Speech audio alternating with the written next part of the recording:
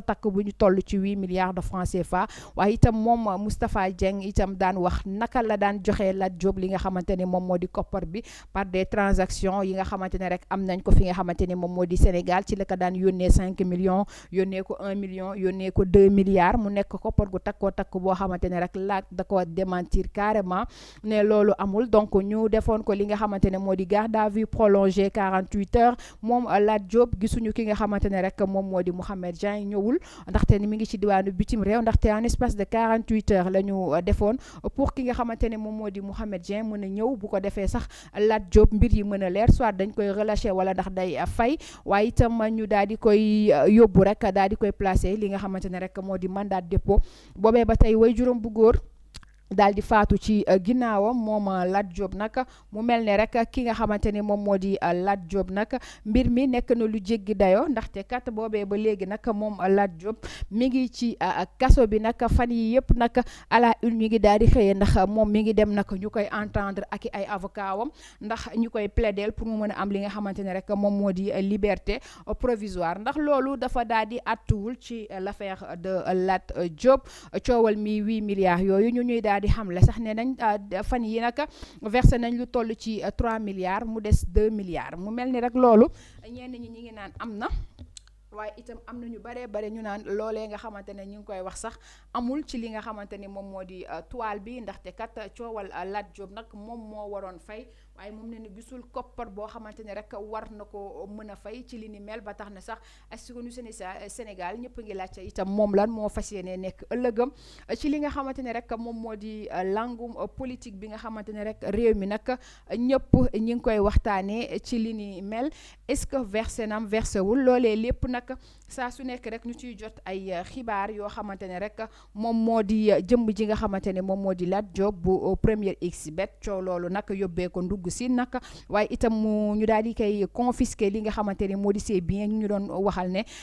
foofee nga xamante ne mooy ci Grenoble Paris moom Lat Diop nee na amu fa immeuble nee nañ am na fa waaye itam da ko weddi ba mu set ndaxte nee na ñenn ci njabootam ñoo juddoo Paris waaye teewul mu am fa kër ba tey ci li nga xamante ne rek moo di ses biens ak itam ñu daal di koy teg loxo ñu daal di koy saisir amaana sax ba tax na sax lu ci bari sax ci ay tolof la daal di nekk ci li nga xamante ne rek ñeneen képp koo xamante ne da nga salfaañe wala da nga jël lépp loo xamante ne moomoo ko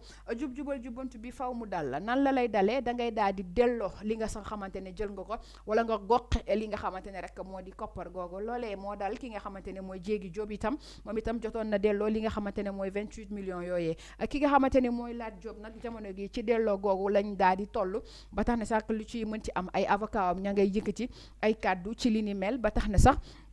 dinañ xoolandi rek ñenn ci avocat mi donc nga xamante ne rek moom moo di Lat Diop ci li ni mel ndaxte kat ñu ñuy xamal ne sax moom maître El Hadj Diouf itam bokk na ci ay avocat wam ba tax ne sax mi ngi yëg ci ay kaddu ci li nga xamante ne rek moo jëm ci li ni mel waaye ñoom dañuy démentir ne li nga xamante ni rek moo di loolee nga xam ne ñu ngi koy wax ci ay milliards amul ndaxte nee nañ delloowuñu tey delloowuñu ëllëg ndaxte koppar googu ñuy wax amul mu mel ni rek jamono gii nag ki nga xamante ne moo di Lat Diop tey jii ci aljuma gi aussi tamit war nañ ko teewluwaat ci loolee nga xamante ne moo di coowal moom ak ki nga xamante ne moo di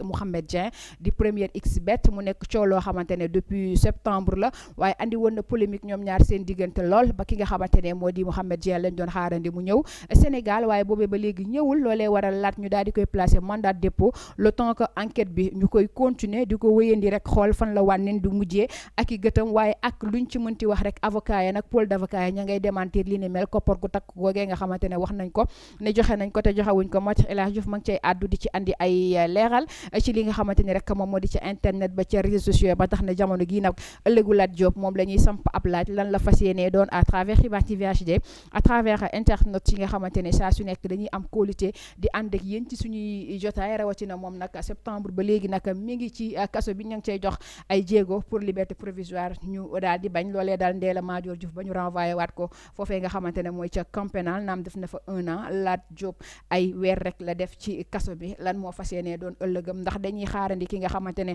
moom la amal bile coow mu daal di agsi te aussi li ñuy daal di xamal ne moo di l'affaire de Lat Diop ak première xbet plutôt ak coowal Lonase googu ça n'a rien à voir ndaxte itam ci reddition des comptes ba turam ma nga fa wan itam tur boobee nga xamante ne ma nga fa ca reddition des comptes ñañu war a woo bari na lool ndaxte liste bi dañ ko stoppé coowal Prodac ma nga fa ba ñëpp ñi ngi naan liste bi kan lañ koy ubbiwaat ndaxte bu ñu sukkandikoo ki nga xamante ne rek moom moo di Bougane Gueye Dany sànq ci à la une bi yéen a ngi koy dégg ñeneen ñi ñuy war a woo bari na liste bi bari na lool nee na ci fan yu ñu jëm ci weer yu ñu jëm ci bés yu ñu jëm wala sax ay yàggul dara di ngeen gisaat ñeneen ñu woo leen lan moo waral woote googu li ni mel ndax ñi gox la ñuy bëgg ñu goxi ak kopparu réew mi ak lu ci mën ci am rek coowal Lat Diop ba tey mi ngi andiwaat polémique ci li nga xamante ne moo di la toile waaye liñ ciy gën a nemmeeku rek moo ne ñenn ñi nga xamante ne moom Lat Diop da leen daan jox koppar gu bare dañ daan gis convention yooyu nga xamante ne amoon na ñu gis ci li nga xamante moo di diwaanu Lonase dafa amoon sponsor ci yenn médias yi ci yenn influenceurs yi ñenn ñi nga xamante ne rek askanu Sénégal xàmmee nañ leen ba tey seeni entreprise nekk en faillite wala sax ñi nga xamante ne nekkuñu Sénégal ñu leen daan yónnee koppar ay milliards yu takkoo takku wala naam ay millions ñuy yëkkati ay kàddu di wax ci li ni mel ndax loolee waral loolee lépp ñu daal di koy teg tey moom ci ndoddam ana ñooñee nga xamante ne sax bu Lat Diop daan yëkkati koppar di leen jox loolee lépp ana ñu gisuñu leen dégguñu leen Lat Diop rek lañ gis ci kaso bi pôle d'avocat yi di ko plaider ndaxte famem nag commencé wonoon def ay marche defoon nañ li nga xamante ne moo di ay conférence de presse pour alerter li nga xamante ne mooy nguur gi defoon nañ kéem kàttan pour ñu génnee Lat Diop li nga xamante ne mooy ci kaso bi waaye buñ sukkandikoo loolee lépp mujjul attu ndaxte gis nañ bi way juróom bu góor génnee mënul woon sax dem foofee nga xamante ne moo di ca dëj ba moom Lat Diop nekkoon fi DG Lonase waaye itam nekkoon fi mën nañ wax sax le dernier ministre des sports ci nguuru Macky Sall nag ci ay fan ba sax ñu ngi xamal ne ci kan bi ñu mujjee am sax képp koo xamante ne ndaw nga rek salfaañe na koppar googee nga xamante ne Lat Diop ñoom ñëpp la daal di yóbbu foofee nga xamante ne mooy ci Côte d'Ivoire mu nekkoon nag ay xibaar yoo xamante ne ay rumeur plutôt yàgg nañ ko dégg ci ki nga xamante ne moo di jëmm ji nga xam ne moo di Lat Diop am nag amul loolee lépp nag du tee xam naa dinañ rejoindre wala sax jéem a contacter maître El Hadj Diouf pour plus de détails mu leeralal ñu li ni mel ci li nga xamante ne rek moom moo di l'actualité phare sur le cas de Lat Diop liñ ciy wax lépp am na ak amul saa su nekk dama ciy bëgg xibaar yu wër te wër waaye ak lu ci mënti am ci koppar gi nga xamante ne ñu ngi koy wax sax pôle d'avocat yi wedd nañ ko ba set nañ versé wuñu 3 milliards tey versé wuñu ko suba ndaxte mbir mi dafa fas yéene leex le temps que ñuy xaarandi ki nga xamante ne rek moo di Mouhamed Diagne mu ñëw ci li nga xamante ne rek moom moo jëm ci toile bi ñoom ñaar ñu def confrontation d'idée boobay nga xam ne ñu ngi leen ko doon woowee lan moo tax moom Mouhamed Diagne nanguwul ñëw ba sax muy révélé nag sax ca Grenoble moom Lat Diop maa ngi koy wax sànq am na fa kër ak yeneen détails yu xóotu xóot yoo xamante ne dossier bi dafa nekk dossier bu lourd boo xamante ne rek liñ ci mën a wax bari na waaye comme ni ma koy waxee saa su nekk rek da ciy baax ñoom ñooñee nga xamante ne rek ñooy teewlu li ni mel rek ñu gën ko fësal gën ko yaatal askanu Sénégal ñëpp di ci bàyyi xel ñi ngi juyu internet yi nga xamante ne ñëpp ñu ngi ñuy suivre à travers nos plateformes ci li nga xamante ne rek moom moo di tolluwaay réew mi rawatina l'actualité phare il est 12h passé de 21 minutes pour le moment Madiambal Diagne mi ngi ci sûreté urbaine Barthélémy Diaz à 16h dina def point de presse jàkkaarloog askanu Sénégal yaakaar naa ni moom ku yéex doo am place ndaxte tey xam naa ni bi lim nar a wax yëpp bari na waaye aussi tamit certes que 16h amoon nañ plateau mais xam naa dañ koy mujjee renvoyer ca nu mu tudd waay ca